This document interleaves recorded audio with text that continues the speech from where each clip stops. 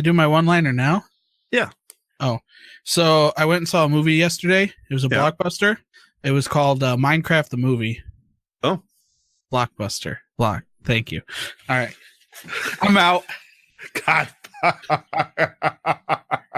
Find a spot around the fireplace, you goons. It's time for another tale of Casual Master Quest.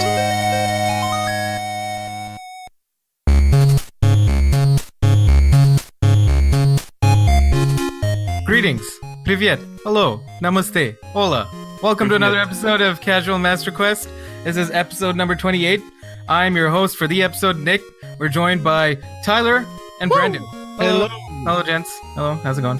Hi, how's it going? I'm toasty over here. Man, this hat is nice. Nice toasty hat. Wait, are we on video too? We podcast?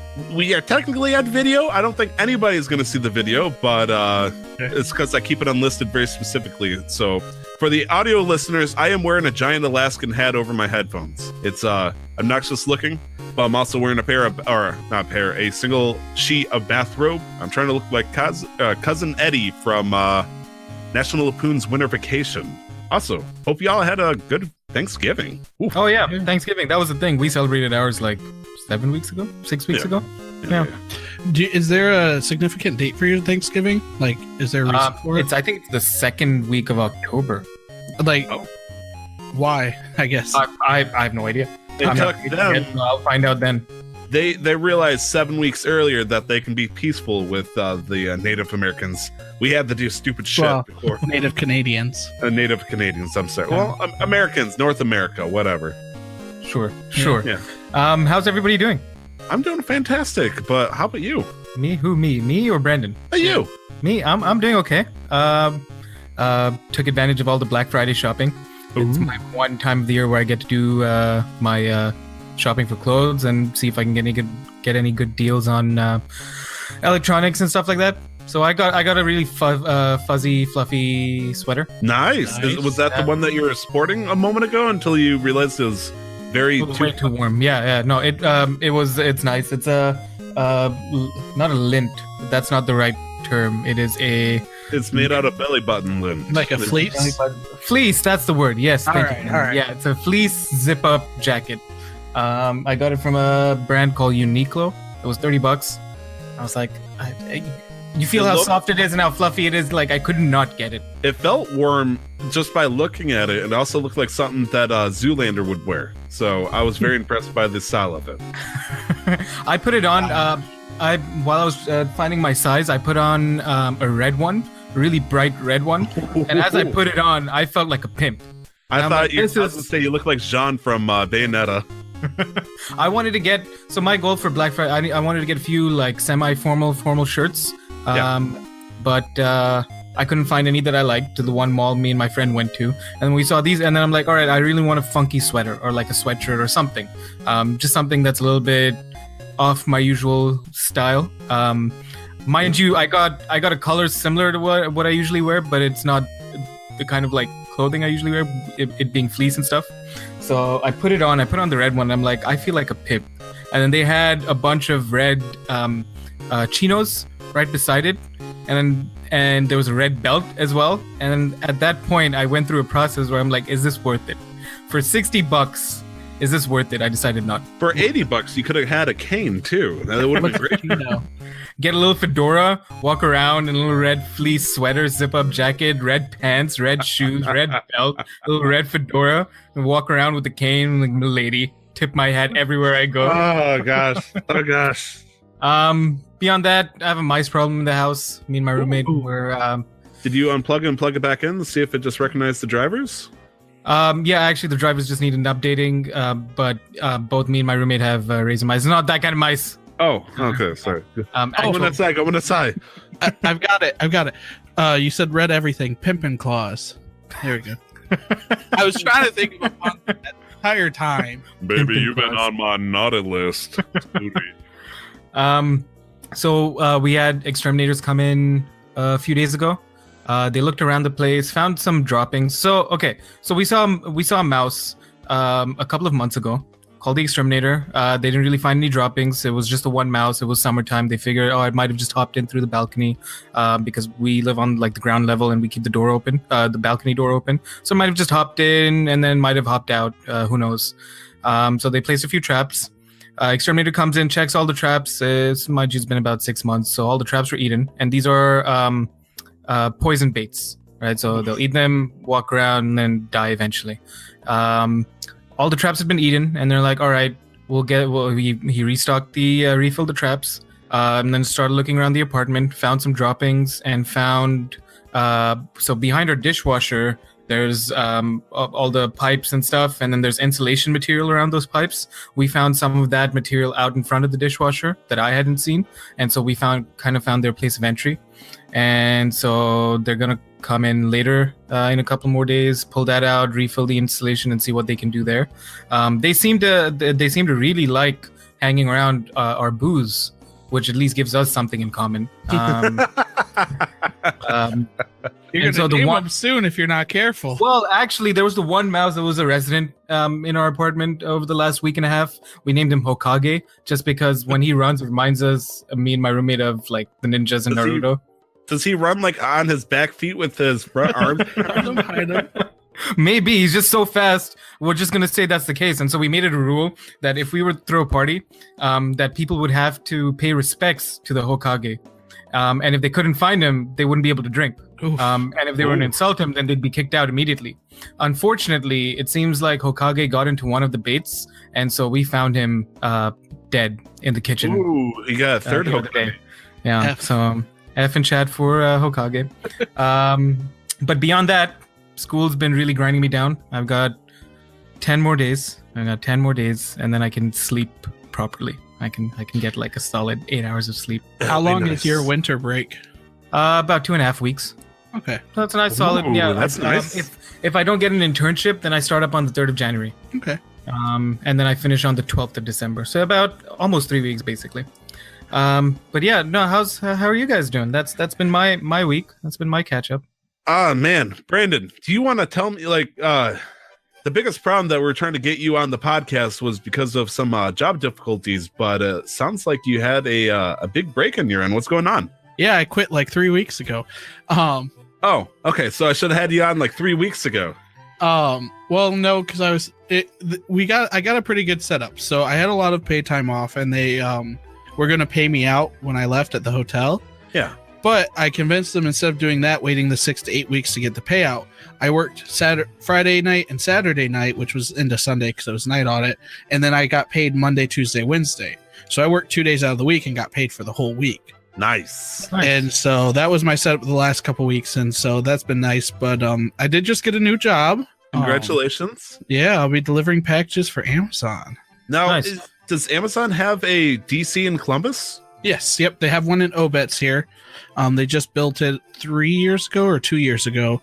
But my job is literally like I don't have to do anything. I pretty much do what you do. Something. Come on.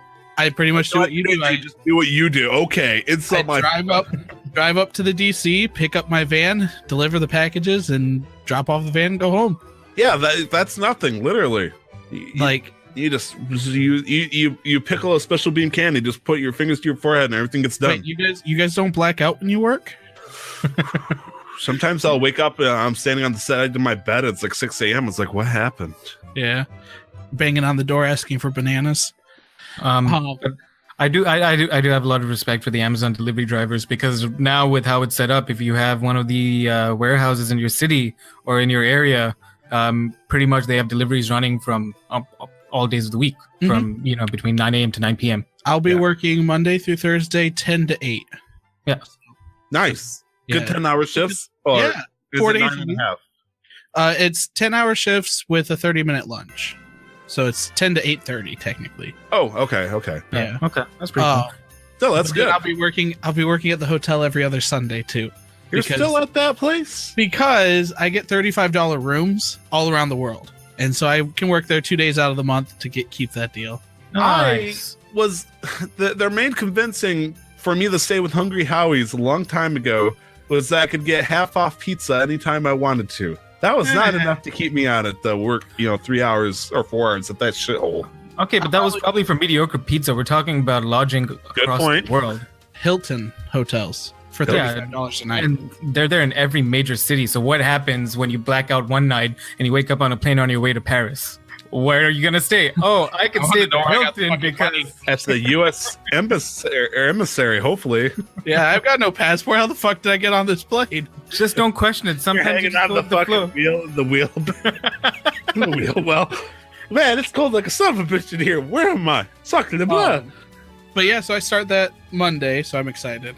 Nice. But I had a good Thanksgiving. I know we talked about it. Had a lot of family time. Well, we mentioned it. Oh, okay. We said Thanksgiving, everybody. Yeah, happy Thanksgiving. I kind of did Black Friday shopping because after we did Thanksgiving, me and my family went to go see the new Grinch movie, which was just a retelling, so nothing exciting there. But then we did our Black Friday shopping afterwards, so it was fun. Did you get into any fights? No. We went to Walmart. Then that doesn't sound like fun. No. Let's say it's physically impossible here in Canada because here, like there's a video floating around there somewhere where people just walk in. Nobody's rushing. Nobody's pushing. I'm talking about out here in like. Yeah, you guys got your queues down pat. Yeah, like people like it's crowded, but nobody's really like pushing anybody. At the start of the morning, there was a video out there where it's a Canadian Best Buy, and the employees are applauding as the customers walk in. They walk in like a goddamn Apple store or what? Jesus. Yeah, I thought that was when someone's buying the first like iPhone or something. They're congratulating. Congratulations! Thank you for giving us money, you dumbass. But yeah, other than that, I had a game today. Well, I didn't have a game. I watched a game. Okay, I was going to say, wow, Brandon, look at you. The OSU U of M game. Yeah, OSU U of M. Always a big fan. Yeah, that's true. That would, if I actually cared about football, that would be the one I'd get fired up over, I'd like to think. Yeah. So, I'm sorry. I'm usually one for allowing North Americans to keep their lingo. But while I'm on the show, please refer to it as American football. So football. So better football. Real football. How about college football? Can I say that? Yeah. Okay. That's yeah. Isn't there college soccer too? I've never heard it. Yeah. Okay. I've never heard of that. Leave that for the Spaniards. But yeah, so it was college football. It was enjoyable. OSU completely destroyed U of M. So okay, I was gonna ask so I could be cocky or not, but I'm gonna retract any. It was 62-30 something. Ohio State. Okay, I'm glad I'm not invested in it. Yeah, but I'm glad you're not most scoring game against Michigan in the history of the world. So. The history of the world. Yeah. How much is history? Because unless Ohio versus Michigan is duking that out over in Albania, I don't think it's really a world thing. It's just since the world's been created, it's the since the world's birth. This has been the biggest jump of Ohio over Michigan. Jeez. But not the most points scored against Michigan, which I was very upset about. So Michigan, the most points that's ever been scored on them is 65 points. We had 62, and we were first in goal at the 5-yard line or 6-yard line. And he decided to do a victory kneel because it was a close game, and he didn't want to, or not a close game, because it was close to ending and he didn't want to risk any injuries, which I can understand, but I was upset about. Anyway, how was your day, Tyler? Look, you got the Toledo Strip, but we got the fucking Upper Peninsula. I don't care. Wait, no one gets that reference? Toledo Strip? Is that like the roundabout? Okay, so back in the day, before Michigan became officially a state, it was just a territory. I'm about to give you a history lesson.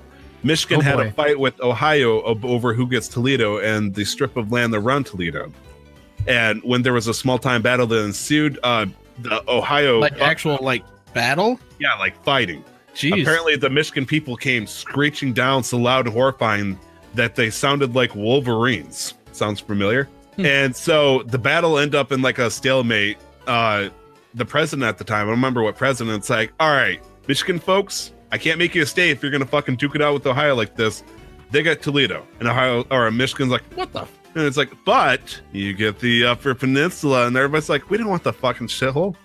And of course, it turned out to be very worthwhile in the end because we had millions of dollars worth of Michigan. Yeah, I know, right? So the fight over Toledo was what stopped Michigan from becoming a territory back in the day. You know what? You guys can have Toledo. We don't even want it anymore. Yeah, we don't want it either. We're already stuck with Detroit at this point. All right, it's Canada. Let's just push it right into the lake. You can even have Erie with it. Oh, jeez. Yeah. But not Cedar Point. We need to keep Okay. Enough American disputing talk. Over on my end. It's your turn, Tyler. Yeah, I know. I technically didn't participate in the Black Friday sale. Wife totally did. She bought a bunch of stuff for the kids. Not our kids, thankfully. I did buy a new 4K TV though, so I don't think that benefited from the sale, but it might have. I bought it on Thursday. Whoops. That's not Black Friday at all. I know. Well, I mean, usually they've stopped like with the massive discounts on Black Friday.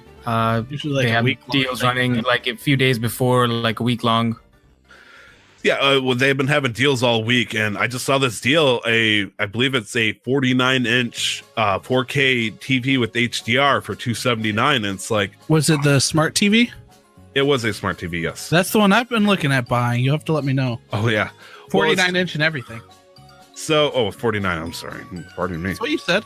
Oh, I said 40. I thought you said 48. My bad. Okay, so anyways, the TV that I have is a beautiful 55-inch 1080. It's been serving me faithfully since 2012, 2013. Like, right. It's a very, very old TV. I've had it for a very long time. However, what's up? Oh, I was going to say, if you need to get rid of it, I can always come pay you a visit. I mean, I have it in contender with Amanda's father, but if you think you can beat him or he changes his mind, I'll give you the second words up, okay? All right. I'll even drive and come get it myself. Yeah, I bet you would. Free pickup. Well, the only thing that we like, it's obviously an old TV. It's done good. It only has one HDMI port left, which is drove me bonkers switching between the Switch and the PS4. And getting a 4K has been something I always wanted. I was actually strongly consider getting I mean, we talked about this in the last podcast episode, getting a 4K TV and a PlayStation 4 Pro. However, Amazon is actually really shit right now for getting a PlayStation 4 Pro without going for the wild big bundles right now. And quite frankly, I don't care for Red Dead Redemption 2. Sorry. Yep, same. Whatever. Yep. So that being said, I'm getting this 4K just by itself for now, and then I'm going to pawn off the 1080 that I have right now. So that's a big jump. I actually never had a huge interest in 4K, but now that it's coming my way this Friday, I'm getting a little excited. Can I just say my one bit about 4K? Of course. It's just complaining. So if you don't want me to, you can say no. 30 seconds, go. All right. So I'm pissed off. All right. So obviously I've got a degree in television, so I've learned about all this shit. 1920 by 1080 is considered 1080p or 1080i, depending on how you do it. 4K is technically 4000 by 2000, so it should be considered 2000i or 2000p, but they can market it as 4K because it sells better because it sounds like more. All right. That's it. Don't you mean 2160 or? Yeah. Yeah, you're right. I was just rounding up. If it makes you feel better, and the actual, like, when I look at it, it says 2160p. Yeah. So, But I mean, still. yeah, I know. The advertising and just misleading by saying it's 4K. Because it's 4K. Oh, boy. It's like 16 teraflops. Look at all those teraflops. Look at what I can do. I bet I could do the Kessel run in 12 parsecs. So when I think of teraflops, I imagine Frogger and like Gary's Mod doing this wild, horrifying spin, just spinning it so fast that the computer starts to freeze. Whenever I hear teraflops, I just think of dicks flopping. That's all that pops in my head. Okay, that's a fair assessment, and I learned a little bit more about you, Nick. Also, HDR. HDR is something I've never experienced before, and I experienced OLED. Maybe HDR is in the Vita? I don't know. OLED's in the Vita, so I can see True Black and all this stuff, and it has a good backlight, but I'm excited to see what HDR is really like, if that's a really big difference or not. So, what's up, Brandon? I was going to say, I will say one of the things is the quality can get so good on that. Like, obviously, I mean, my complaint is valid, but the quality is better, obviously. It can get so good that it actually looks unrealistic. Like, it hits that uncanny valley like so much that it, like, you look at it like, this looks like a home video because it just looks so real. But you'll notice that with a couple of things, especially like if you watch a Lifetime movie. For some reason, Lifetime movies, as bad as their story are shot in really high quality. Almost all movies are shot in just about 4K quality. It's just the fact that they had to be, as we're going back, they had to be compressed better for format, digital format. So it'll look fake, but It's a weird thing. But awesome. Anyway. Do you think I will actually be able to? I mean, HDR is for the PS4. I believe it's strictly only for PS4 Pro. Do you think there would be any major difference if I hook up my regular PS4 to it? I don't know. I can't. I know. I know none of us do it. Does any of us have a 4K right now? No. Okay, so I'd be the first to know. I mean, I haven't even seen a 4K as far as I'm aware, besides maybe looking at Walmart or something like that. But I'm not looking at them. It's like, I can't buy them. I don't want to look at them. But that's not the only jump in technology that I went for. No. I'm sorry. I'll just say this one more thing as well. It doesn't matter if you have 4K. Video games are capped at 30 FPS on consoles. I'm done. All right, carry on. You're talking about more technology for life. Could you say that one more time for the people in the back? Doesn't matter if you have 4K. If your video games are locked at 30 FPS, it's still gonna look like ass. The resolution will still be higher, but it's still gonna look like ass because 30 FPS. Okay. Thank you. The human eye can only see 24 FPS. So, God, fuck that meme. Anyway, okay. So, we also, I think, might have mentioned this in the last podcast too, and I'm now going to jump a little bit into this. Around the same time, I think 2013 is when I built my last computer. The computer I'm using to this day. And it was a beautiful piece of technology back in the day, but it has since begun its slow decline into no longer being future-proofed. It took me a while to come to the terms that there's something called DDR4 now in this world. Mm-hmm. And I'm running still in DDR3. And apparently, I got a chuckle from some people when I pointed that out. But I am replacing everything as far as I'm aware, except for my video card, because I currently have a 970. I could go for the 1070 series, or I can go for the 2000 series if I want to. Yeah. But I decided that it will hold up just fine for Minecraft and all the other stuff I want to play, and at a later date I can replace the Minecraft. Or I don't know, Minecraft might be a little. Imagine buying a 2080 RTX to play CS:GO at 360 frames per second. Just imagine. I can't. If I could play VR Pixelmon with a 1080, I would. Just think of this, though. There are some parents that have bought their children, 10-year-old children, or computers that are more powerful than any of ours to play Minecraft. Yeah. All right. So, anyways, talk to us about what you. Okay, so I'm gonna name off stuff that only tech geeks are probably gonna understand. Are you ready for this? Yeah. All right, hit me with it. CPU chipset, as Nick strongly recommended, the AMD Ryzen 5 2600. Nice. 3.4 gigahertz 6-core processor. Nice. See, next up for the motherboard doesn't really matter, so it's a micro motherboard. Okay, fine. A gigabyte.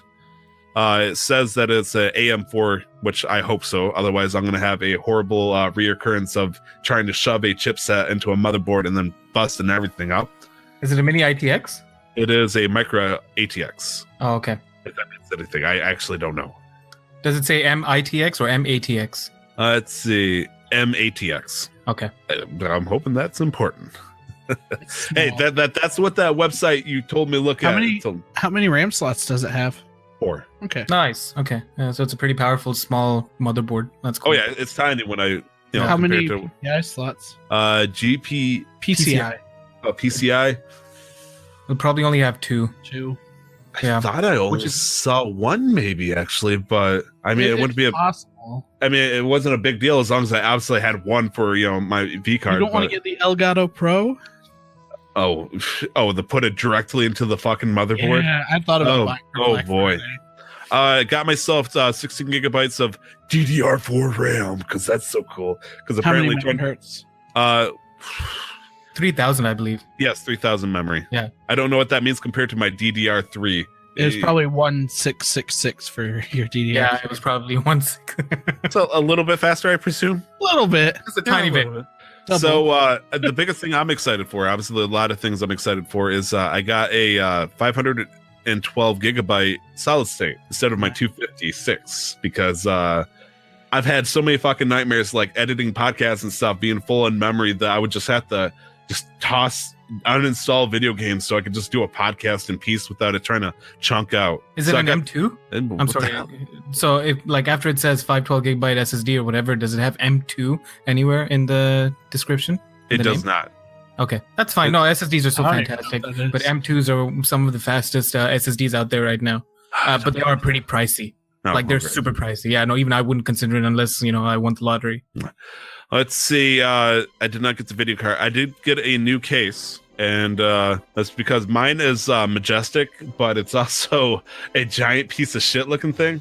Like it looks like an antique from World War II if computers existed then. Oh, I was going to say, did you get a micro case? What? Okay. How big is your case? What case did you get? It was a micro ATX mini tower case. Okay.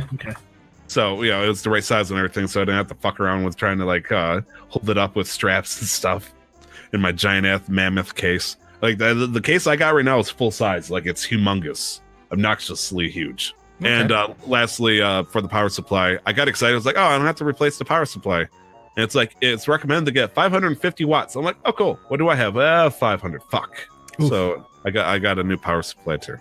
I don't know if you remember when I was living with you guys there, my power supply went out and it was causing me to crash when we were playing WoW. Yes. And I bought this brand new power supply, 800 watts or whatever, or 600. 600 watts because like, what? Both computers?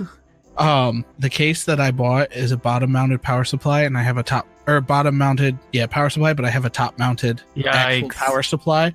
So I have it in there, but I have to keep the side off or else it still overheats. Oh geez. And so my computer is dirty. I need to replace all my stuff. I feel you, man. It, all in all, cost me about, I think, $550 total. That's not bad. Nice. For a 2018, good for another 5 years thing. Right. Now, granted, I did not get the video card, which would have bumped it up to like $850, $900 easy. Still, under $1,000 for a good computer build is fantastic. That's fantastic. That put me up to it's nice. So I'm happy for that. It was a reasonable jump. And that's pretty much it on my end, except for, Thanksgiving, of course. I had some good times. I hung out with my grandma upstairs because she had knee surgery and she couldn't go downstairs where we had all the Thanksgiving dinner. So I headed upstairs with her. Is she in a new house?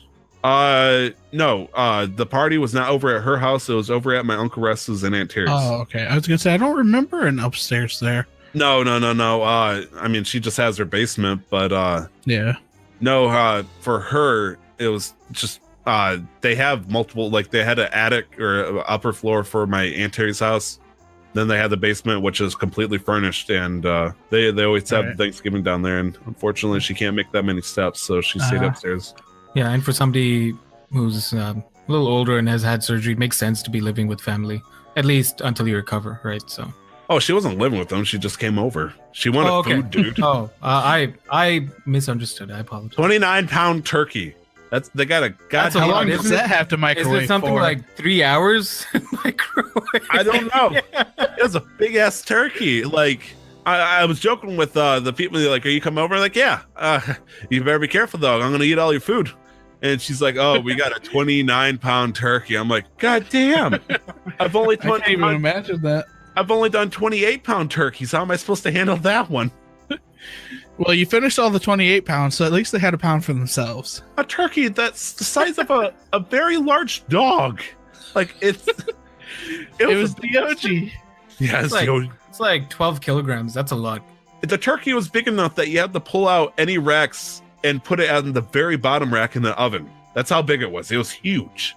Nice. It was impressive. That's what she said. I know, right? All right. That's Thanksgiving. That's our lives. Yes. That's what my wife says. Like, wow, you'd have to take all of the racks out in the oven. I've got one more thing. Yeah, go for it. For Tyler, I was upset. I'm happy for your computer build, but I don't know if you remember. Are you about to Kanye West me? But my computer build is the best of all time. I'm very happy for your computer build. It's huge. But I'm a little upset because you usually replace your video card and I usually buy your old one. So now I gotta wait to buy a new one. I mean, if you told me that, I could work with you. I mean, right? Well, I still have, what is it, your 660? I totally forgot that you did that. And then I sell mine to my dad, and then my dad sells his to Connor. So, recycling. We're all about nature here. if you know, like, pretty much the only thing I'm taking out of this computer is a SSD, my old one, and then I'm going to take out my graphics card. It's still a full functioning computer by itself. If you know somebody that wants it or could use an old thing, I could sell it dirt cheap. Right. I'll have to ask around. Brooklyn or Jamie might, but I mean, the only thing that would be a problem would be to if I'm taking the SSD that has the OS on it, you'd have to do your black magic. There's a HHD that I could, or HDD I could leave in there. I've got like 4 drives, so they're fine. Well, we'll talk about that later. Nick, personal stuff. Nick, magical host, who goes first in this? Who's been playing, man? Let's start with Brendan. Brendan, what have you been playing? Oh shit! Yeah, the guest too. All right, so I've been playing 2 games really with most of my time. Although I did reinstall Final Fantasy today, so I'm kind of excited to play that. Which one? 14. Ooh. The new expansion got announced. Ooh. So, but anyway, and Blue Mage got announced, which is my second favorite class after Time Mage. So, anyway, I've been playing a Fallout 76 and Dragalia Lost mostly. Now, I really want to talk to you about Fallout 76 because we didn't really get a chance to talk about it. Well, fantastic. I figured that too. I figured neither of you were really playing it, so it'd be a good game to add on here. I'll start with this. I watched plenty of people play the game. To me, it looks like hot garbage. Yeah. For a 2018 game. I'm not saying that I need perfect graphics. I can understand with the big open world, you're very limited in what you can do, but it really seems like lazy work because it just seems like a modification of the engine that Skyrim and Fallout 4 runs off. Yeah. The main reason I bought it, I knew the story was going to be garbage. I knew the graphics were going to be garbage. I pretty much strictly bought it because it was a co-op. And I'm sure a lot of people did too. I have, I know you don't really know any of them, but Tyler does. I have Garrett, Joel, and Connor who all play. So we who are these people? I don't know names. We regularly run 4 people. We launch usually a nuke a day, and that's what makes the game enjoyable is that I can run it with them. Like we were fighting a Scourge Queen who was just kicking our ass. Like obviously it looked like Fallout 4 graphics. It looked awful. There were a lot of bugs. We disconnected a few times, but we had fun because we couldn't beat this bitch. We didn't end up beating her. But it was because I was playing with them that I really enjoyed it. And I don't think like I hate getting on. I've gotten on it a couple times by myself to like work on my base or something, and I get bored after like 10 minutes. Like without people, it is definitely a board game. It is not a solo game. I think it would have made a great mod for Fallout 4, but I definitely don't think that is a $60 AAA game. Like Arma 3 style thing? Like a full extended DLC kind of thing. Yeah. Like, okay, yeah. Yeah, but I do enjoy playing with them, so I'm not upset about spending it. What I am upset about, though, is right now, if you guys wanted to buy Fallout 76, it is on sale for $35 on Amazon already. Didn't it just launch? It launched 2 weeks ago. It launched 2 weeks ago and it's already on sale for $35. It's not on sale for like $55, like, oh, get 10% off. It's on sale for 45% off already. In comparison, Destiny 2 with Forsaken had come out, and then a month and a half later, they dropped the price down for Forsaken for $20. And Forsaken did well for them. Like I'd like to think that obviously, but not for Activision and Activision, they shame everybody about the sales. But Bungie stepped it up. Their devs are like, well, we're happy with the way Forsaken did. Fuck these guys. They didn't say that, but fuck these guys. We're happy with the way it did, and we're just going to keep building on this. Going quickly back to Fallout 76, an interesting article I read earlier this week said Fallout 76 scored worse than No Man's Sky on launch. Yes. I've never played No Man's Sky. I probably never will. But like I said, if I didn't have Garrett and Joel, and that was the best part, is we could laugh about the bugs. Like if we're in the middle of a battle and one person DCs and just dies and ragdolls everywhere, we can laugh about that. But if I'm fighting something and I DC, like that's it. You know, I can't get back into the world that I was in. It's going to be gone. Like there's nothing you can do about that. But when someone DCs during a team fight, though, we can hop back in and it just feels like death. But yeah, I can definitely see where all the complaint comes from. And like I said, I hate playing it solo, but it is a fun co-op game. You know, if it goes down to $10, $15, you might want to check it out if you've got people to play with. It'd be a good, like, let's get together as a stream and play it game. Yes. Much like the other games of yore. I look back to the fond days of Fortnite and Splatoon. Wait, you mean Game of the Year Fortnite? Game of what year at this point? Game of this year. The Joystick Awards. It won the golden. It beat Red Dead Redemption 2 for the Golden Joysticks award. God, those two fucking stacks of meme shittery got a chance for the joystick award? Well, they did. Red Dead Redemption was actually a great game. Mind you, I would put Red Dead Redemption over Fortnite any day. There was one other game in contention too, but I can't remember. It should have been fucking God of War. I'm sorry. Yes, that was the other one. God of War was the other one. I'm sorry. Oh, it should have been God of War. God of War, I haven't played it, but then it looks... Anyways, we digress. We got the Casual Master Quest awards coming up sometime in the next month. Yeah. So. So I've been enjoying it for the most part. Okay, I mean, it makes sense if you're playing with friends and, you're just having a fun time, just shitting around and nuking people, nuking your own teammates' bases. That sounds... Oh, man. One of the most enjoyable moments so far. So you can only launch one nuke per code. And so we've been breaking it up. So like Garrett did the first one, I did the second, Jolt's on the third. And once Connor becomes a general, he'll be able to do the fourth. My nuke that I launched, I just launched it where I saw people. And that like Garrett launched it in a strategic spot where he'd get the most resources and everything because it changes the map around the nuke. Yeah. And so I launched it where I saw people, and it was so enjoyable. We were running around, and I just saw this frame of a house, and I knew that there were people in there because you could see dead bodies laying around. They were just building their house, and I fucking nuked them. It was so enjoyable to see that. So, Brandon, can you tell me about the story about the time you crashed the server? It wasn't us. It wasn't us. It wasn't us. There was a group of people who launched. So there's Alpha, Bravo, and Charlie site. And they launched a nuke from all three sites at the exact same time at the exact same spot immediately. So you get a 3-minute warning to get out. As soon as that 3 minutes went out and the nukes hit, the server didn't even show the hit. It just shut down. The server completely crashed as soon as it launched. Good job, Bethesda. Yeah. You would think they would have prepared for people. Did we prepare for people to do stupid things like this? Well, it's not even stupid. Like you've given people the power to launch nukes. Who's to say that 3 friends are not going to hop on and be like, let's all, let's blow this guy to hell? It's hard to actually get to the nuke. It's like a 5-stage process with you're constantly being barraged by enemies. Like I've never seen this in any Fallout game, but they actually produce the robots as you're going through. And so, you clear out a zone, you think, all right, I'm good. And then it says, robot production re-enabled. And then all of a sudden you've got the entire zone filled again. Right. And so it's difficult. So I'm sure they didn't expect people to immediately do it, but it was like day 4 or 5 that they did that. Nice. It's always fun to see people nuke the starting areas too. And you've been playing more of Dragalia Lost. I have. Spending a lot of money on Dragalia Lost because I have no self-control. Hey, me too with Pistol Spark. Don't worry. They just released in Platinum Draw is what it's called, and it's a guaranteed 5-star, which is the highest level unit. Oh no. And so I put $20 in to do that spin, which I've only spent like $30 on the game, which isn't bad considering I've put like at least 100 hours into it now. Wait. Where does the no self-control part come in then if you have control? There's another. He's predicting the future. There's another platinum draw next week. That's Dragons, and I might have to pull on that as well. Okay. So I'll probably spend another $20 on that. But anyway, I start Amazon next week. Right. I'll have money. You'll be able to feed your bad habits. Yeah. I totally feel you. When I made the biggest paycheck of my entire life last week, I'm like, I can dick around for 1 week. Right.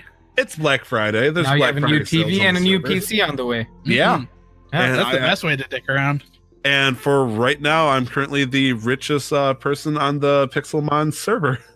Because you're like the oldest? You Sure, were the oldest, right? Richest in age. Yeah, I'm the oldest staff right now. Oh, are you? Oldest staff, yeah. Okay. Yeah, the second oldest was Pine at 26, and he's a super mod. And now being 27, I am now Grandpa Tyler, the helper. How many Pokecoins do you have right now? I'm sure you'll mention that here part, but I mean, do you really want to know? Yeah, I'm curious. I believe I'm pushing somewhere around 18.5 million. Nice. Do you brag about it? Humble brag? I do not brag about it, but anybody that does /BAL for balance and then TOP will show the 5 richest people. And you're at the top? Basically what happened was I have a lot of people that clearly don't have real life money, and 50% off on Black Friday for a rank is really nice for people to have. And so I was like, all right, I will give you a fair and reasonable list price and I'll help you get the rank. everybody fucking came flooding in on me. And before I knew it, I was filthy rich and everybody had fucking legend. Hey, I mean, you gotta do what you gotta do. Yeah, no shit. Make the money by spending money. But you gotta spend money to make money. Yep. Okay, I only wanted like maybe 1 or 2 million so I could start breeding efficiently, but now it's like now people are on the fucking Discord like the second richest person now. Apparently he's really insecure about not being the richest player. Like it's like who was the second richest? I'm not gonna name him. All right. It was so bad. It to me on Facebook. that this morning I saw that he sold as much as he could to get back to the top. And then I was like, oh. And then I had an item in my backpack. I sold a Destiny key on the GTS for 500,000. Boom, back to the top. You back at the top. Plus some. And it's like, I got stuff I wanted to sell up. And now he's on, the trade chat saying, I'm selling all of these Pokemon. Like he listed 5 boxes worth of Pokemon he wants to sell off. And it's like, okay. You should just type, please don't spam chat. Staff are out here ruining lives. I told everybody though, listen, that hey, getting money was a nice byproduct of helping people out, but I'm totally investing this into stuff so I can go back into the server in different ways. All the legendaries I got, I'm giving away in events just because I don't care for the legendaries except for like 1 or 2. Right. I don't use them in tournaments because they're for suckers and pussies. Yeah, but at the same time. It just feels nice to be the cash whale of the server for a day, I guess, before I go back to normalcy, I hope. Right. A lot of stuff is going on in there. A lot of like server merges and stuff are happening soon, so we'll see what happens. Yeah. But yeah, so Dragalia has been holding my attention because they host we went off on a little tangent, it's fine. They host events, and the events last about 2 weeks, and then you get about 5 days of downtime before another event. So I've been really enjoying that because it's changing enough that it keeps my attention. So can't complain about that. Been enjoying it. I'll probably spend more money. They fix. I mean, obviously they've got to be on their subreddit because anything that you see anybody complain about and gets actual like backing, like the most recent complaint was the AI for the new character that they released wasn't healing. Every time that his thing was up, he was just healing when people got low health, but normal AI just used their skills as soon as it's up. And it was like a day or two later that got repaired. That's nice. So, nice. Yeah, so they've been really active with it. And I mean, it's Nintendo, and Side Games has always been good with mobile games. So I see a good future for it. I'm enjoying it. That's good. That's awesome. When it comes to the first, party, I don't know, what do you call it? Original IP for a Nintendo published mobile game. There could have been so many different ways that Dragalia Lust could have like just completely bombed and been one of those like, oh, Nintendo tried a thing. The like Mario Run. Yeah, and all that stuff. But it sounds like they're actually doing pretty good. Oh, I bought Super Mario Run. I'm so sorry. Very fun. Should. I'm excited for. I really hope they do like a collaboration with Fire Emblem, because the point of the game is. You mean Fire Emblem Heroes or any Fire Emblem? But the point of the game is Dragalia Lost, not Nintendo. Yeah. I was they made a game, I think. Because in the game, after you attack enough and get enough combo, you can turn into a dragon, which there are a lot of people that can do that in Fire Emblem. I'd love to see like a Tiki or a Corn unit. Oh, if there was a Corn unit, they'd get all my fucking money. I'm sorry. I'm trying to think of my favorite dragon from Fire Emblem, but I don't remember the names, just what they look like. Yeah. A couple of good ones from Path of Radiance. But okay, so. But anyway, those have been what I've been playing. Let's say that's the games that we've been playing this week. Oh, wait, I got one more, I guess. Nice. Huh? Yeah, you've got one. You talked about Pixelmon already. What's the other one you've been playing, Tyler? So I'm assuming, Nick, you're doing the same thing. We were both playing our fair share of Let's Go Pikachu and Let's Go Eevee. Maybe. Where are you at? Because I didn't get too far. I'm waiting for you to say you beat it. Oh, no, I haven't beat it yet. I've been too busy to beat it. I have pretty much almost explored the mainland. I'm only missing Sabrina's badge. I've explored all the routes. I'm just going around beating all the trainers, exploring stuff before I get onto Sabrina, and then move on to the Seafoam Islands and then Cinnabar, and then off to Viridian City, and then off to Victory Road, and then to the Indigo Plateau, beat the Elite Four, beat the champion, and then go off and get all the Pokemon so I can get the shiny charm, and then start catch comboing and hunting shinies. That's my So you got about a day worth of content left. Wait. Yeah, I'm waiting. Did you do all that? Are you No, I'm saying that's what I have left to do. Okay, you scared me for a second. I'm like, oh no, oh no, I lost Nick in the darkness. So I beat Koga. That was a fun battle. I finished. I beat Team Rocket at Silph Co. No, I didn't. Oh, I didn't. That's what I'm doing right now. That's where I stopped. I'm in Silph Co. and I'm running around exploring, taking my time, finding all the stuff to do.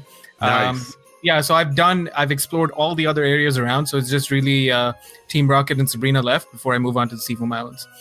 Okay. I'm enjoying it. As we mentioned, we went on a whole 2.5 hours long of an episode. It's immersive. It's everything I ever imagined a Pokemon game would look like on my TV.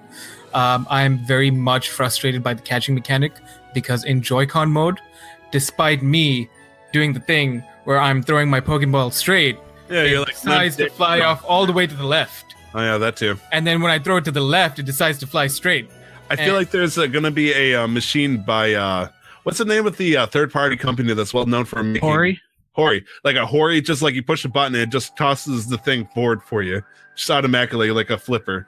So I can't, if I'm going around catching Pokemon and exploring, I can't do it on my TV. But if I'm battling, I'll do it on my TV.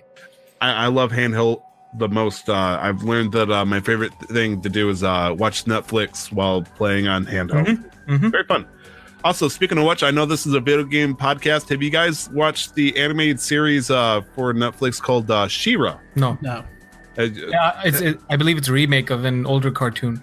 Yes, I believe either 1980 or 1988. She-Ra is the female counterpart to the story involving He-Man. And She-Ra, I started watching it. I got really strong feelings about the art design, but the animation and the storyline behind it so far has actually been fantastic. Okay. Extremely corny, as one would expect from anything involving She-Ra or He-Man. I'm kind of disappointed that there's no Skeletor, but Skeletor's mentor, Hordrak, I believe his name is also in here. And everybody is corny as shit. And it feels like a low production value of Steven Universe. And so if you, I know I say that, still love it, still recommend it, give it a shot. Also, Castlevania Season 2 came out. Yeah, I still haven't gotten around to that. I enjoyed the first season. Also good shit. Yeah. Where I'm at on Pokemon Let's Go Pikachu right now, I just entered the underground casino section of Team Rocket's base in Celadon. Right. I haven't gotten too far. I've been trying to catch a lot of Pokemon, pretty much. There is one of my favorite moments in that place, and you're gonna, I think it's there. Yeah, you'll figure it out. But it's amazing. It's like maybe 30 seconds long, but it's one of my favorite moments in the game so far. Okay. So are you streaming after this, Tyler? Not today. I'm sure I'll be streaming tomorrow, probably 6 to 9 Sunday for those who are watching. Wow, way to self-advertise. Yeah, I know, right? Twitch.tv/2times Tyler. That's pretty, I've been having a good time. I kept Pikachu on the team. I thought I was going to take it off, but Pikachu is so fucking OP with all the moves. Zippy Zap.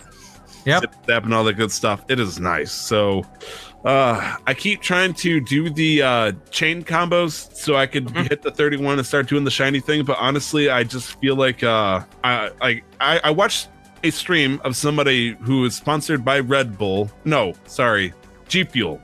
Right. And they are intending on catching all 152 Pokemon, or in some shape or form, get it in a shiny form. Right. And that is horrifying to me. I watched them spend hours upon hours trying to do this. There was a point where, for their Charmander, they had to encounter over 1,000 Charmanders to get a shiny Charmander. And it's I don't want to do that. That is not fun. There's no reason why I'd ever want a shiny version of a Pokemon that's going to take that much effort for a game that I'm going to quit as soon as I'm done beating the Elite Four and catching Mewtwo. That reminds me of when Black and White came out. I was watching a streamer play it. He had 4 3DSs, and he was running around on all of them trying to find a shiny that he was going to trade to his main DS. Oh, geez. I mean, some people really want their shinies. Yeah, that's dedication and also horrifying. Honestly, you don't have to have a different colored Pokemon. Just name it. Just name it shiny or something. I want to be shiny. I don't care. Right. But yes, I'm having a good time with it. My only problem right now is this week with the whole Black Friday sale with Pixelmon and also being in charge of support for that, technically, in some sense. I got really eaten up in my time. At the beginning of the week, it went bad. But I will have more time this weekend to give it a shot. Yeah. after I fix and have my computer put together, hopefully everything works just fine, and we'll see what happens. But that's it on my end. Is there any other games that anybody wants to talk about, or? Well, next turn. I mean, we can talk about the games I've been playing. Oh yeah, that's right. Yeah. So standard games, really. Overwatch with friends. I had some bad experiences this week. It's the only game that I can play with my OG squad, because it's the only game we have in common. And all it took was one bad night, and I was just triggered I was just salty for the rest of the day. For the rest of that night, and it carried on to the next day, and I'm not gonna play Overwatch with them for a while. I'm taking a break. And then totally understand. So if you're listening to this on the day of release, it is Monday, 26th of November for you, 2018. Destiny 2 Season 4 ends on the 27th at 10 a.m. Pacific Standard Time. It is your last day if you have enough time, or if you're close enough to finish up the grind for Luna's Howl and Redrix's Broadsword. Otherwise, those quests will stay, but those ranks will reset. Redrix's Broadsword and Luna's Howl are two weapons. Not exotic, they're just legendary weapons that require quite a bit of grind. Okay. Redrix's Broadsword was a pinnacle weapon that you can only get after reaching a certain rank, or doing certain things in the previous season, so season 3 pre-Forsaken. And so they released a Broadsword as a quest for people to get it who didn't have a chance to get it then, and basically required you to reset your Valor rank, which is your quick play rank, 5 times. And that's a lot. No, that was one of the steps. That's just one of the steps. That's not the other good, steps Nick. is playing. That's not good. I got that a couple of weeks ago, so I'm good there. That's not good, Nick. That's a disease. That's a disease. I've been grinding for the competitive weapon, which requires you to get up to rank 2100, which I was able to get. And then you have to get 150 hand cannon kills, 200 solar final blows, 100 precision hand cannon kills. So that's a headshot kills with hand cannons. I'm at the hand cannon. I would imagine by the time this comes out, I would have already gotten it, but I'm at that last step right now, because that quest progress stays except for the rank requirement, which is usually the last step. So that's just a friendly reminder if anybody's playing Destiny, you have a day to consider trying to do all of that. Have a day. Yep. But yeah. Rest in peace. We're going to move on. The modular segment this week is a little bit news heavy, just because I found a few interesting articles. And we're going to start off with the one about Let's Go. Sure. And I'll sort of take the lead on this. With Let's Go, they've sold 3 million units. Yeah. Wow. I didn't know there was that many Switches out yet, but I guess so. I mean, as I said, it's probably the same case with what happened with Breath of the Wild, right? People are just buying the games despite not having a Switch. Yes, the old 105 or 110% attach rate when people bought the game before the fucking system got in their hands. But yes, so... Oh, that's British. Wait, performing well from the recent British sales charts? It was saying that it was already performing well from that, but the official sales charts came out. Okay. Wow. Okay, so go ahead, take it away, Nick. They sold 3 million sales. And honestly, this is amazing for being released in a week. But I believe there was a report out there that also says Nintendo thinks that Let's Go is doing under what they were expecting, which I don't blame them, because they didn't make a game catered to their actual audience. They made a spin-off title that's a remake of Pokemon Yellow, locked exclusively to the one region where you cannot get Pokemon outside of the original 151, where there's probably not going to be all these people that are grinding for shinies, they probably won't be able to get them into other games. Yeah. Because it's not compatible with Pokemon Bank. Maybe it will be, but Pokemon Bank's not on the Switch yet. Ooh, imagine the day. But I can also imagine that 3 million units is still a lot.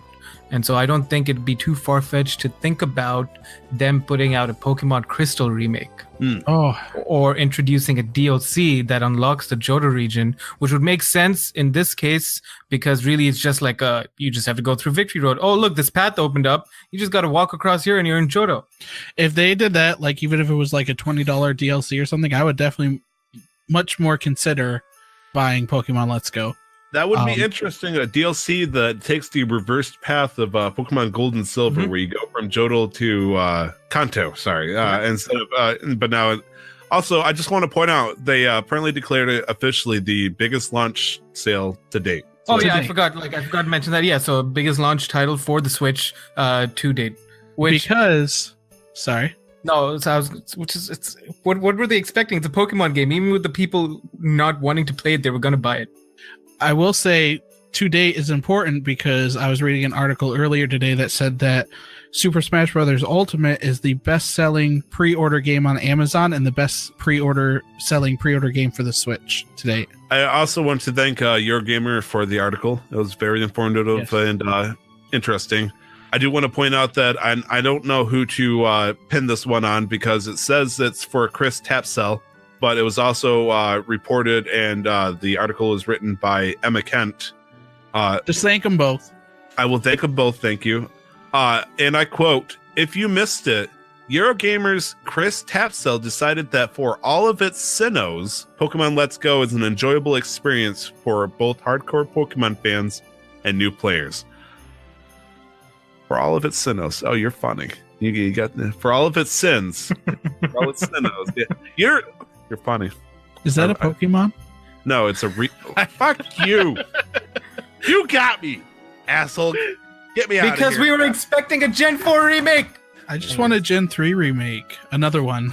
I just want Sun and Moon remake.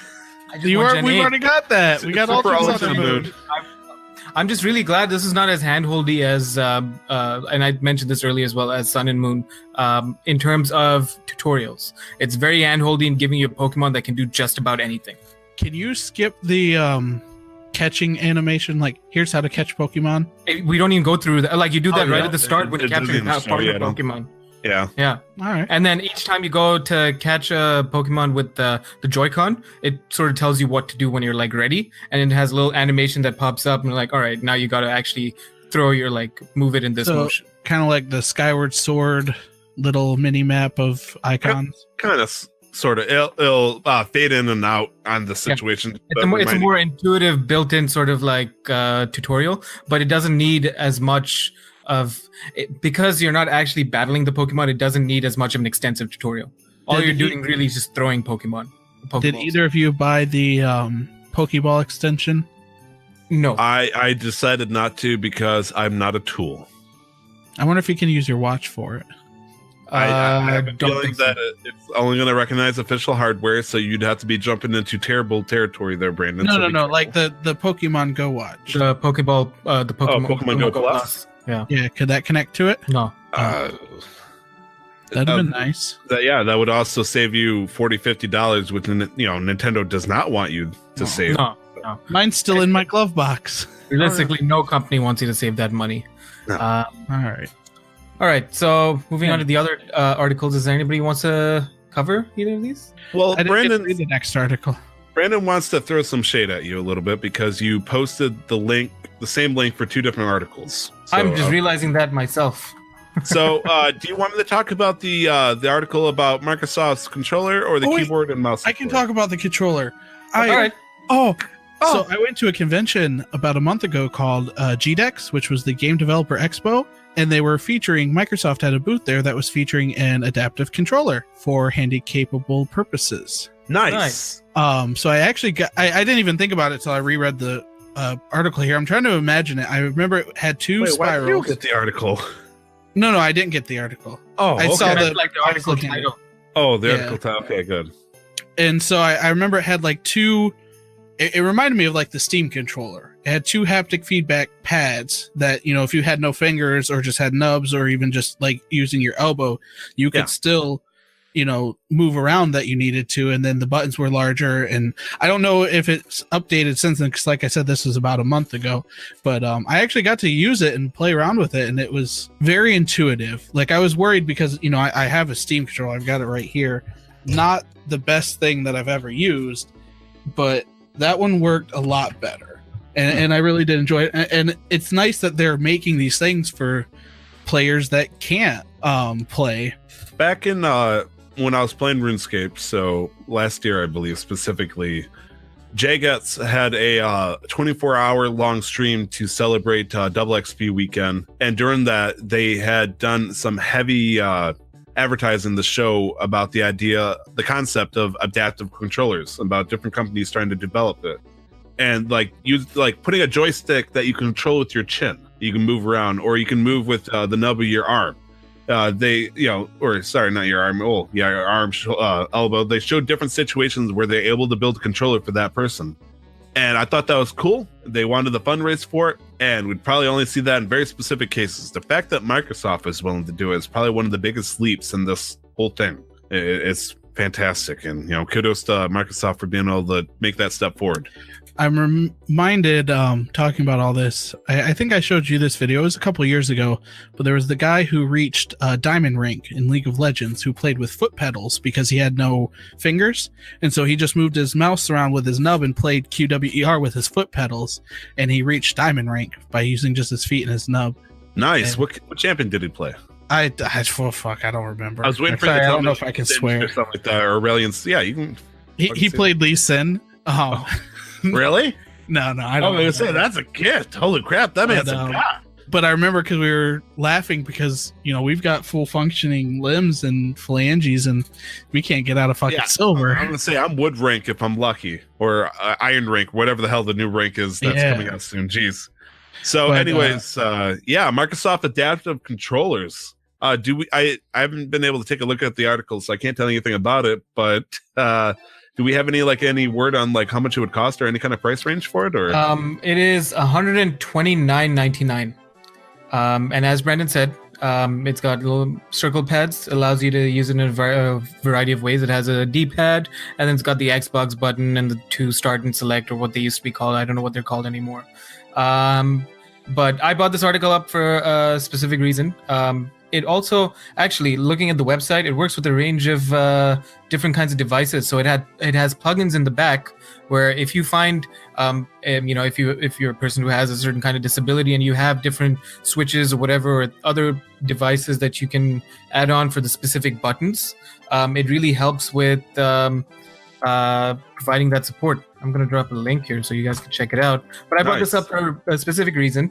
Moving on to the next article, if somebody wants to talk about that, where Microsoft has added keyboard and mouse support. Sure, I can take that one off if you like. Or Brandy kind of had the deep inhale. You want that? No, I had a joke. I clicked on this link. It says, "Do you want to stay in Canada or go to the United States?"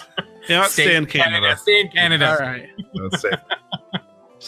Yeah, that's sorry. The pad, the big buttons that I was talking about, I thought it was a D-pad. I couldn't remember. It was just the start and select buttons. Still, looking at this controller, is essentially it looks like it's the shape and size of a Nintendo controller, like the NES controller. It was big. It was bigger than. Yeah, I'm thinking it was about this big. It's pretty big. Imagine the size of a Switch with the Joy-Cons on. You can barely see it on the left hand of the side, and no, I don't need help. Thank you, Microsoft Auto Mod thing that wants to give me support. But looking at the side of it, you can almost see looks like either a plug-in or a USB port. I thought it was a USB port. It is. So. It's a USB port. You can actually put your own controllers in there for left and right control. Mm-hmm. Nice. Cool.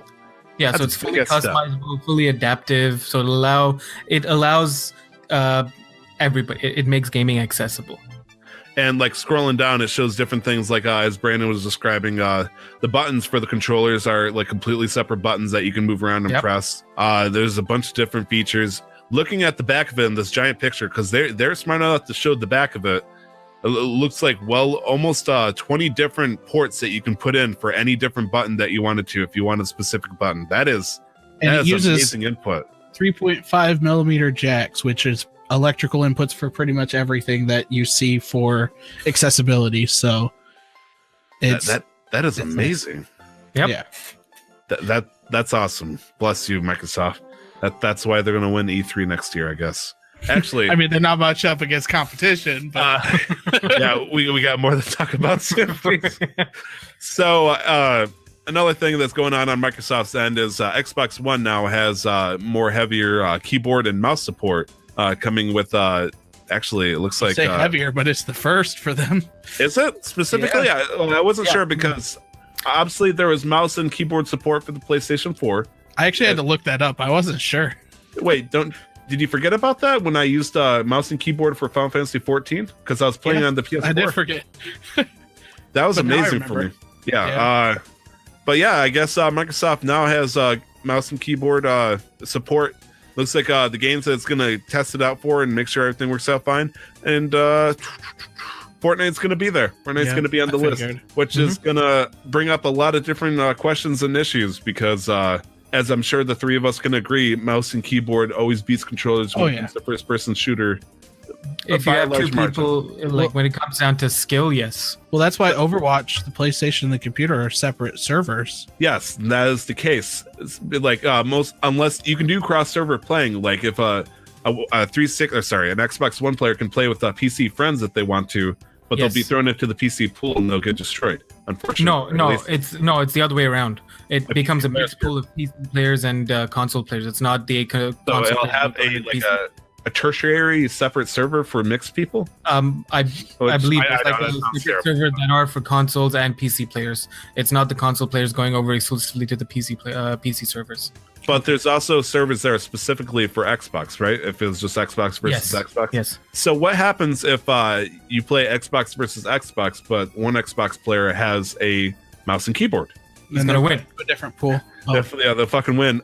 I was like, well, my thought process is if they detected mouse and keyboard, they'd put you in the mixed pool. That way you're at the same advantage as everybody else. But I mean, don't get me wrong, too. A mouse and keyboard doesn't mean you're going to be better, too. Yeah. Oh, I mean, I'm bronze with controller for Overwatch. I'll be bronze with, well, probably not bronze for mouse and keyboard, but still, some people you'll be silver and you'll love it. And alongside that is Warframe, Bomber Crew. Oh, Warframe. Yeah. I need to download Warframe for my Switch. I played it on PC, and although it's a shooting game, I do think that that's a very good game that would benefit with controller, just because there's so much movement and stuff in it. Then you got Deep Rock Galactic, Strange Brigade. Strange Brigade is something I'd be excited for, but not just for the mouse and keyboard. I just love to play it in general. Vermintide 2, War Thunder, so Nick would be excited, and X-Morph Defense. What the fuck? These are got to get our indie games in there too. Yeah, these are just the starting titles. But I put these two in here because and we've talked about this plenty along with E3 and a few other events on previous episodes where Microsoft is really just taking a sort of different approach into the whole what they're doing with their console in the gaming sphere. Because we've talked, like, Microsoft has the capital if they really wanted to blow Sony out of the water. But here we see they didn't come with the keyboard and mouse support first, but now they're really you can see they're pushing accessibility. And the fact that they're giving keyboard and mouse support really is they're homing in on the fact that they want your console to be like an all entertainment system, and it allows people to game affordably, right? Yeah, but to the point that you'd want to buy an Xbox One and then plug in a mouse and keyboard in lieu of a computer, it just seems weird. What if specific games? Because a lot of them are PC oriented games too. Yeah, the only game that Xbox exclusive that I played a lot was like Halo. That was pretty much it. And I'm pretty sure with the Xbox Game Store, Halo is now becoming a good PC contender. I know it's coming out soon for the Game Pass, I believe. Yep, which I actually have for some reason. My dad bought it for us. So whoops, cool. I mean, yes. No, but it's one of those things where it doesn't hurt to have, right? Yeah, that is true. Sure, it might not be a feature that many people, I'm pretty sure in this case many people requested it to be official support, because otherwise you had to buy third-party Zim to be able to use a mouse and keyboard on the Xbox. I mean, there are people that live and die by consoles. They might have chosen, I'm going to buy this $400 console versus an $1,200 PC. And they want their keyboard and mouse. In the example of what I was telling Brandon earlier, he played Final Fantasy 14 on the PC and still does now. I bought it because I'm a dumbass on the PlayStation 4. I believe because it was like cheaper or something like that. It's on sale for $20 right now. But I had played it on the controller and it was okay. It was kind of difficult though. But then when I was shown the light that I could connect a mouse and keyboard to my fucking PS4, it became fantastically better. Now, if somebody, as you said, lived and died by the console but wanted to play a game that was meant for the PC but got ported or whatnot, and it's optimally played as the PC game, then yeah, I guess I could see that. And right, and then you also think about the kind of freedom it gives to content creators, like some of the top of the line streamers. What if there's a game that's console exclusive, but they just wanted to play it on their keyboard for whatever reason? Okay, right? So, regardless of whether it's the best way to play the game or whether that's what they should be doing, what if they just wanted to play on their keyboard and mouse rather than a controller? Is there a good potential contender that you could suggest for something like this? Because just thinking straight about Red Dead Redemption 2. Like generally, like shooters for me will always be a lot more comfortable on a keyboard and mouse. People would be happy about that because one thing about Rockstar is they always put their games out on console only, but PC players. GTA 5's on PC. Yes, but it took months, I think almost a year before it came out, because they wanted to make the money instead of losing it to piracy. Yeah, which can't blame them.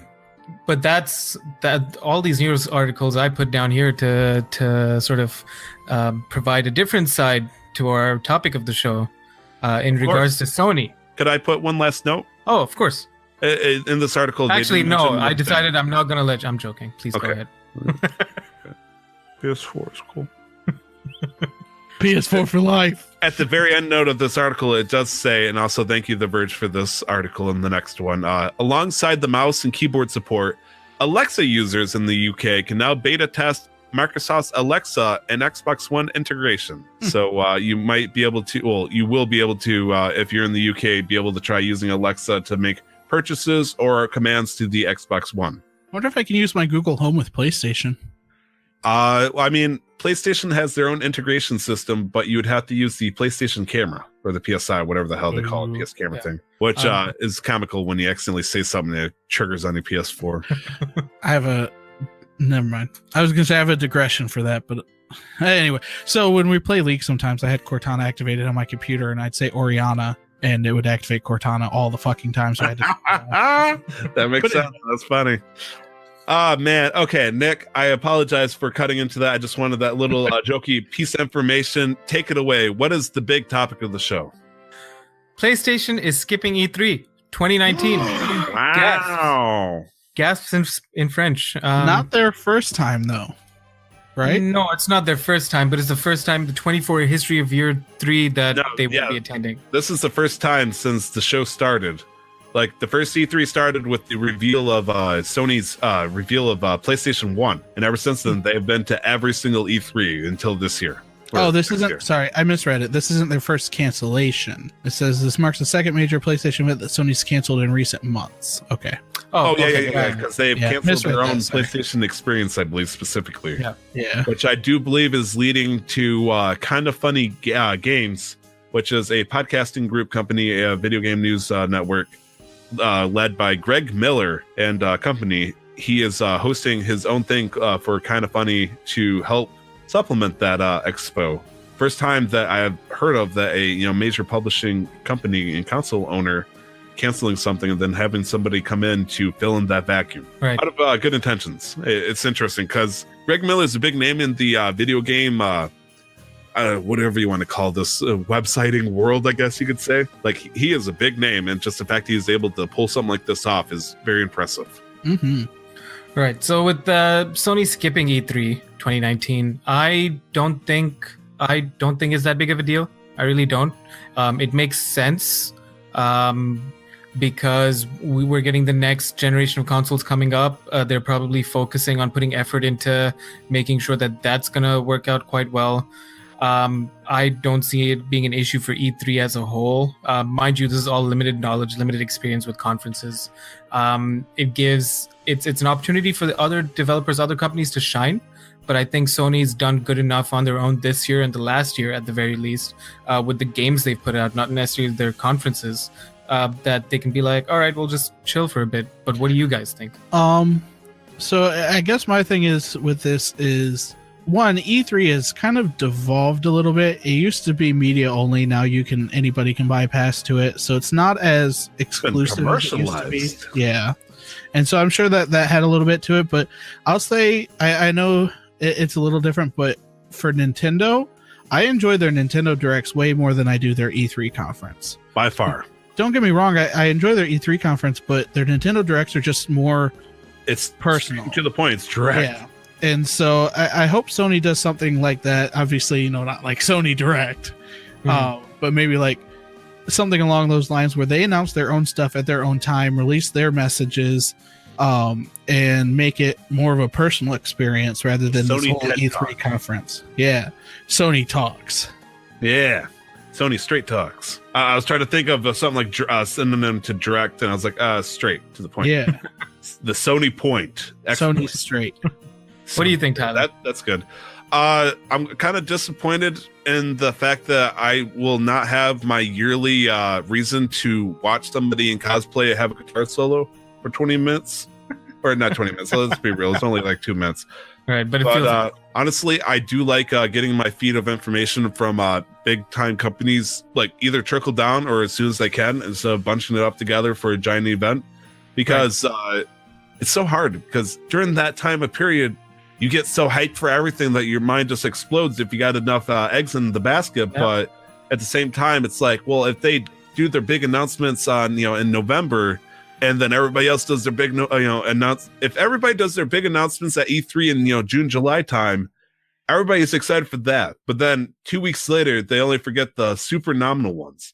Then all of a sudden, Sony, a few months later, gets to make their big explosion. And all of a sudden, it's like, boom. Now, Sony, is a big enough company that they can pick their time and place to announce exactly when they should, let everybody know, the world, what's going on here.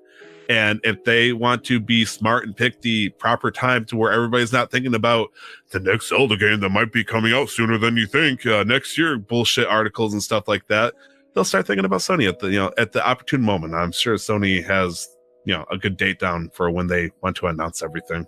Right. I also think it's a smart move. You can only imagine the kind of pressure that is on all companies that have to do things at E3 on E3 is done for as soon as the conference is done, right? Well, what are we doing next year?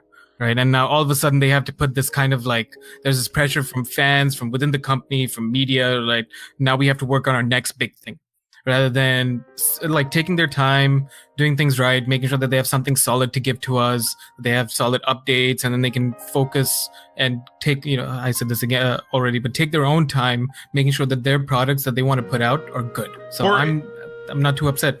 For a Japanese video game company, and I say this with some loose stereotypical reasoning behind it, they are very ballsy as a company, because when you think of Nintendo, they're set in their ways and all that stuff, but they're not, at least not until very recently, they're not used to making wild changes or, huge innovative steps that go outside their boundaries. Right. But meanwhile, we've seen Sony do crazy wild things. Like, for example, the big one right here is, they left E3. That's a big power play right there. And not even a couple months ago, everybody was freaking talking about it. Well, not even a month ago, probably a month ago, about the name changes. Just something as simple as that, they got so much control over that, they can decide one way or another. And it's interesting that somebody so powerful is willing to bend it to its player base, even if they know they could probably make just as much money doing the opposite, because screw them. Another one before that would probably be the whole cross-server debacle between them, specifically with Fortnite. And they could choose either way, and they're probably one of the few companies in the entire video game world that could do something like that and get away with it. And the fact that they are not doing my way every single time is impressive. They've not bent, but they've listened to the people and responded appropriately. This sounds like this is a more of a, I'm sorry, I know you want something, but this is me now. And it's impressive that Sony's able to do something like that. And not receive, I have not seen a single negative thing saying Sony killed E3. Sony's the reason why E3's dead now. Which no, there are not as many clickbait posts like that, but there are some people who have that opinion. But I don't think it's gonna kill E3. E3 is still gonna be even bigger. It's been getting bigger every year, and this year was the largest attendance they've had, and it's probably gonna be about the same, if not more, next year. Is that really your definition of bigger when it comes to E3 though? Is the population? I think that's a general public perception. I don't think this E3 was. It was all right. We did our whole E3 episode. It was all right. It's like saying this was the biggest Super Bowl this year because there's 400,000 people that went to the stadium. There's 5,000. It's like, well, for companies, that's all that matters. I suppose the people that probably were watching is probably the big numbers, and I guess it could have been bigger. Interest in video games as a whole has been increasing year after year without fail. So that is a fair statement. I didn't mean to jump on it. It's like, I remember back in the day, in 2006, where everything was so passionate and heated, especially between the PS3 and the 360 debate. E3 was just at each other's throats with Sony and Microsoft just fist up and everything. And then, of course, Reggie came in and was like, I'm here to kick ass and take names. My name's Reggie, bitch. And then Nintendo was like, yay, we. It was No, but that was a fair question, because we really have to be careful also with what we say when we say bigger. Because now there's just so many different ways a company can define bigger, and it's usually going to be about what's going to make them more money. So for more people showing up to an event that they've put money into, and then they're going to get more money from these people, like the minimum that you're going to get from these people are the tickets. The ticket prices is going to be the least amount of money you're going to get from these people. Then you're going to think about the hotels that they might have made deals with for booking prices, all the travel agencies, all the people, the vendors, all the different companies coming up to set up displays.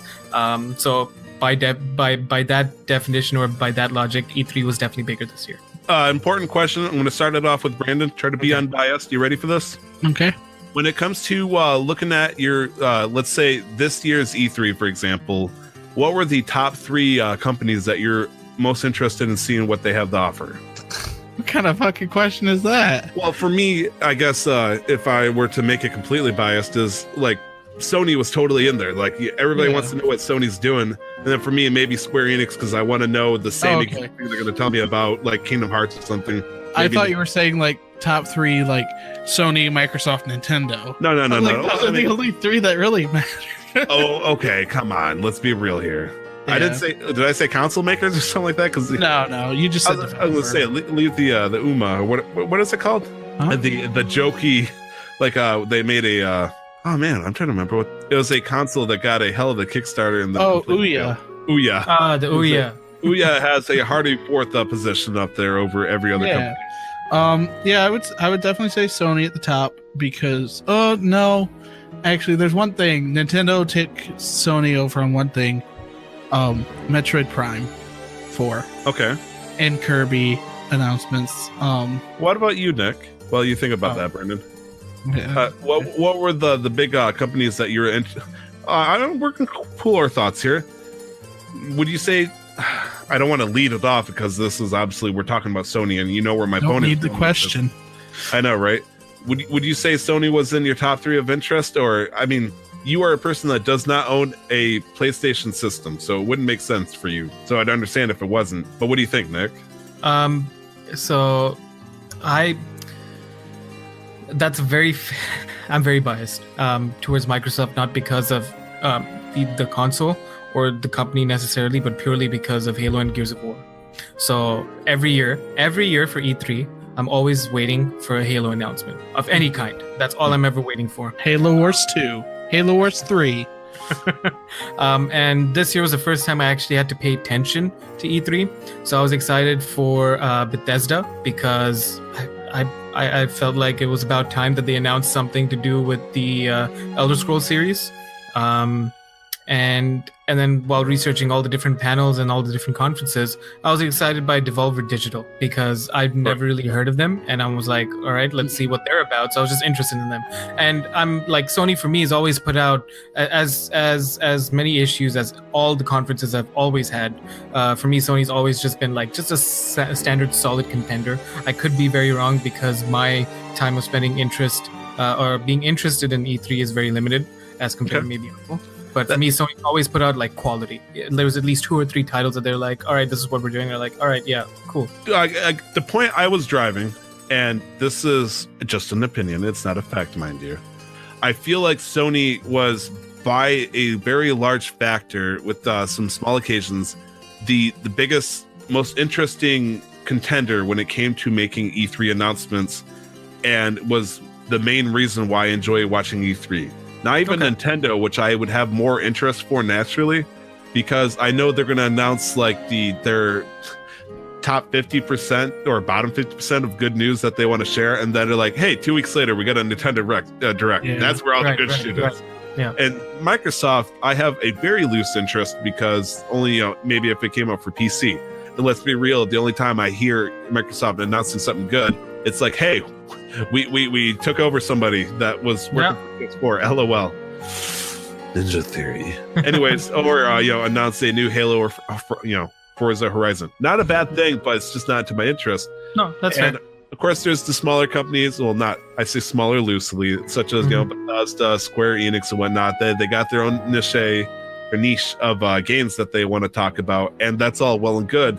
But Sony was always that big power player, and losing that big power player, I feel like it was going to give E3 a completely different way of looking at things. I feel like it might become maybe more AA to NDE focused. I think that's a possibility there, because Nintendo was the person that always tried to push it forward, saying, hey, Nindies and all that stuff. Microsoft did it too a little bit. Sony, not so much. Sony didn't really talk about their their indies unless they, had a heavy hand in it, like they were actually paid for it. So I feel like that's going to open up a power vacuum, and I'm interested to see who jumps in and takes that spot, or how it could split up. I feel like maybe if I were to make this jump, and I say this with a little bit of regret, that a little company that owns Fortnite might potentially come in to try to take that in some shape or form to launch maybe a branch of games. That's a wild guess. Well, I was thinking like Riot Games or Tencent too. That would be another good possibility. A place that doesn't have a presence in E3 but is a hot big name topic, because that place, the spot that's owned by Sony every single year, they have it grandfathered in to where they own that booth, they own that, that time frame and all that stuff. Who's gonna have the money to be able to jump in and buy something that big? I bet it will be Riot. I wouldn't be surprised. I'm almost certain it's gonna be something that's backed by Tencent is gonna come in and take that spot.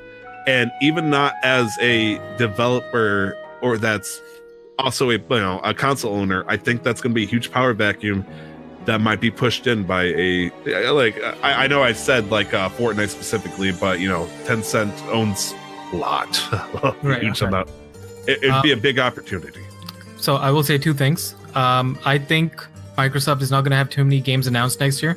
I mean, they'll probably do their standard Microsoft exclusive world premiere. About 20-something odd titles. About half of them will be kid-friendly, and then some indies. But I think their selling point next year is going to be hardware. Because I did believe there was rumors about having a gaming console, an entertainment console, and a pro console. Where you have your entertainment console that can it's mostly a set-top box, channel all the media through it, and then you also have your games. Or sorry, I might be thinking it's going to be 2 consoles again, not 3. Where you have your entertainment console, which is very much like what the Xbox One is right now, and you have your pro gaming console, which is very much what the Xbox One X is right now. There's that. And then my second point was I truly appreciate how none of us mentioned Ubisoft and EA at all. Even a part. What am I supposed to be excited for? Anthem? Hey, we could get Mario X Rabbids 2. Mario plus Rabbids 2 would be, I think it'd still be DLC territory at this point. It's not coming out on the PS4. Sorry to say that Mario won't.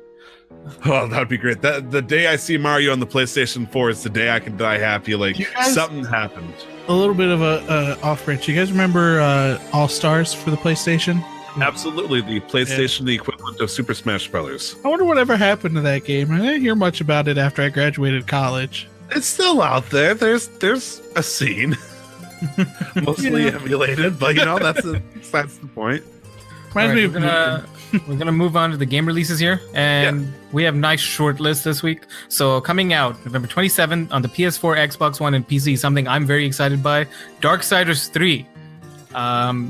Wait, Tyler, can you repeat that name for me? I didn't say that though. I know, but can you repeat it? Why? And look at your wife while you do it. My wife isn't here. Ah, shit. Oh shit! Don't worry. I said this out loud though. I was like, Darksiders 3. Darksiders. Come in, it's behind you. Yeah, she teleports. Whoosh, I am Fury now. As soon as my exams are done, I'm gonna snatch that game up really quick. And we've got Artifact coming out November 28th on PC. I was excited for it. I do. It's a card game made by Valve about Dota. It's basically Hearthstone for Valve. The big announcement that everybody thought was somehow going to be Half-Life 3, even though they announced it it's always going to be expected to be Half-Life 3. My problem with it, I don't mind card games like Hearthstone that you play. You can buy card packs if you want. You can earn them. I'm a big onto the gacha scene. I really enjoy those games.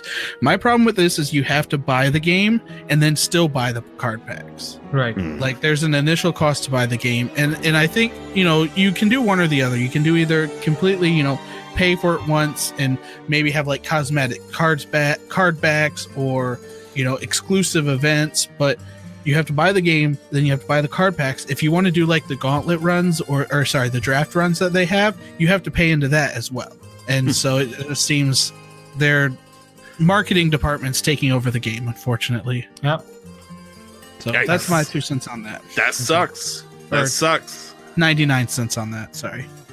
Then the last game we have on this list is Ride 3, which is coming out on the 30th of November, PS4, Xbox One, and PC. Good, very popular motorcycle racing game. I don't think it's any of our territories, but each his own, right? No. Hey, my dad might want it. I'll just see.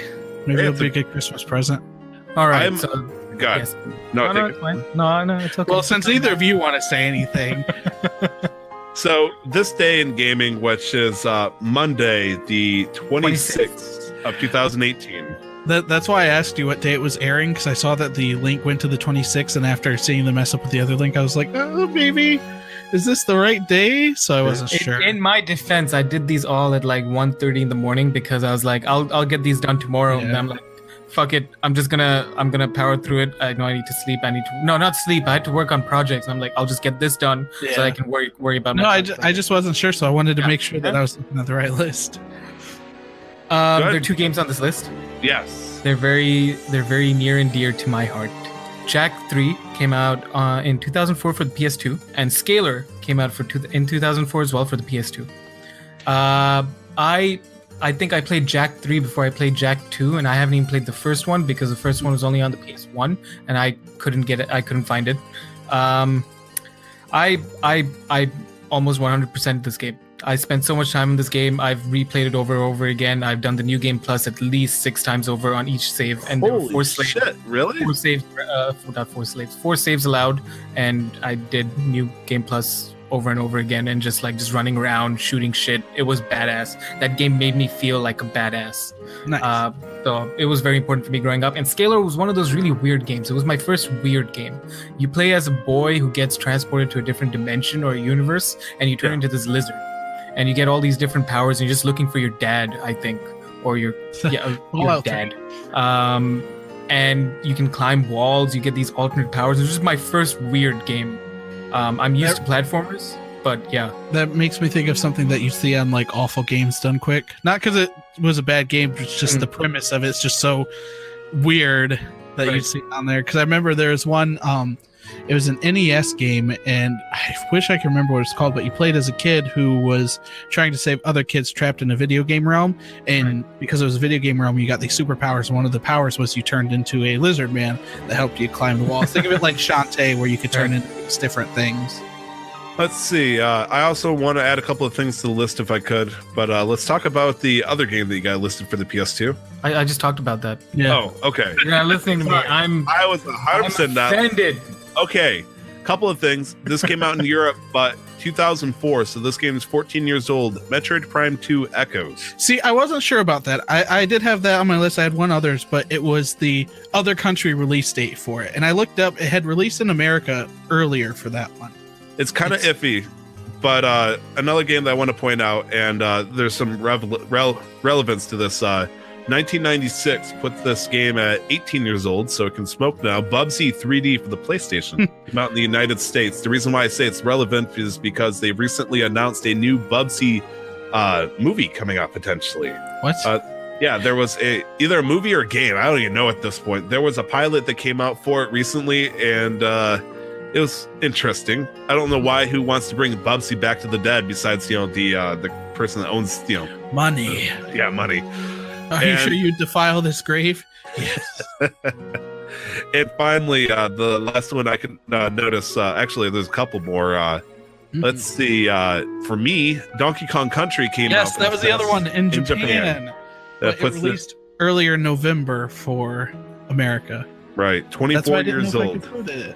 No, it's okay. It's okay.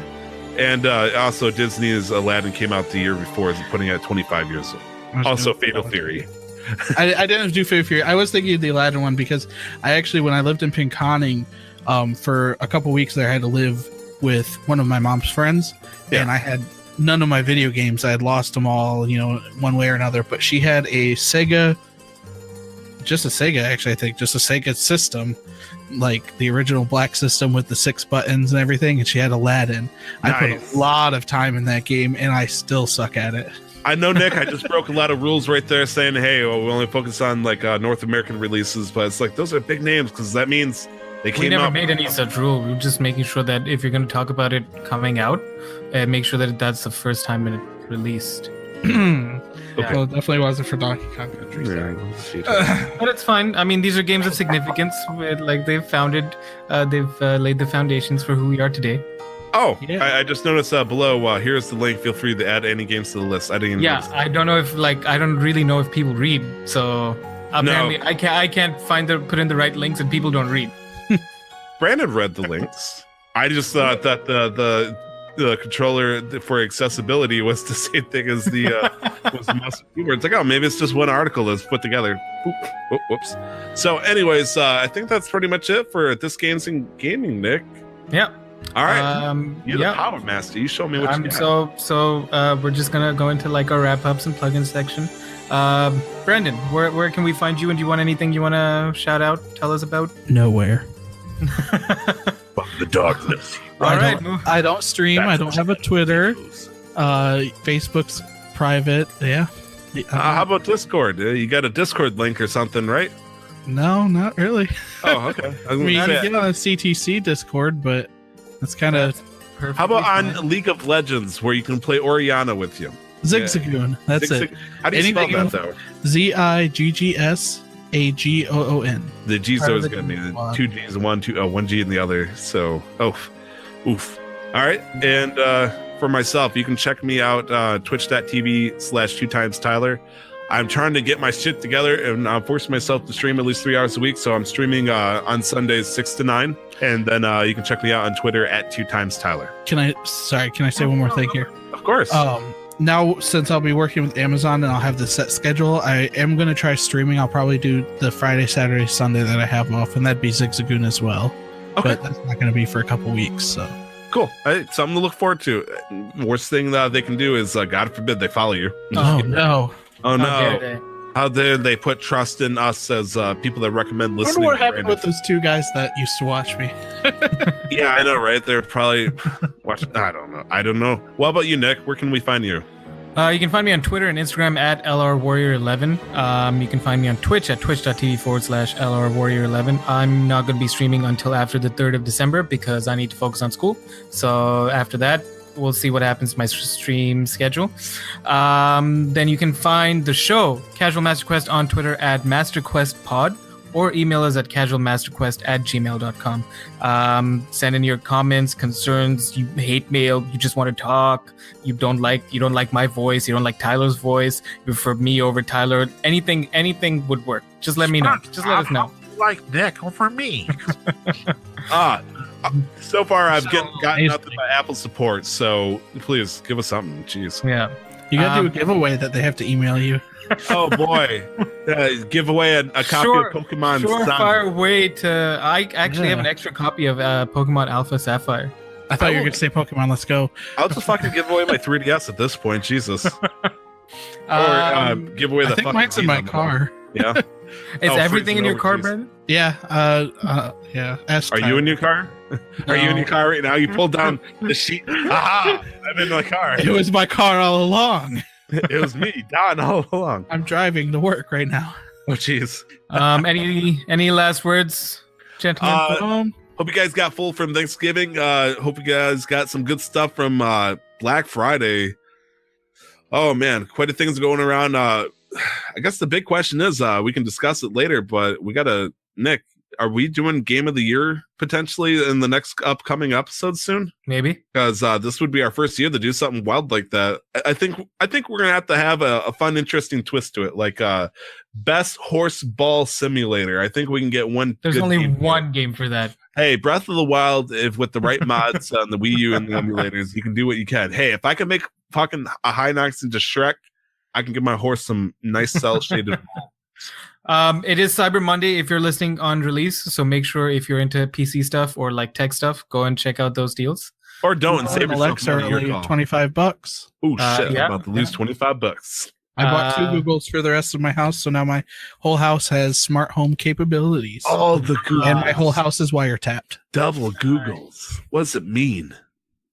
Actually, wasn't there a situation where the police wanted to tap into an Alexa or something? No, there was like an Echo Dot or something. They wanted to get the. Oh, they wanted the recordings from a domestic violence case. Yes, and it turned out that in fact they don't actually keep anything, much as the police wanted to.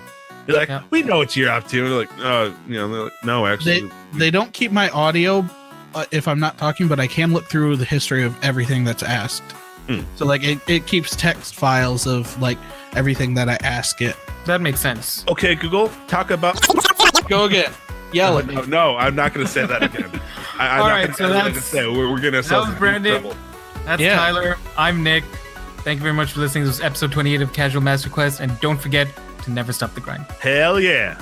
Bye. Bye-bye. Bye. Love you guys. Ciao.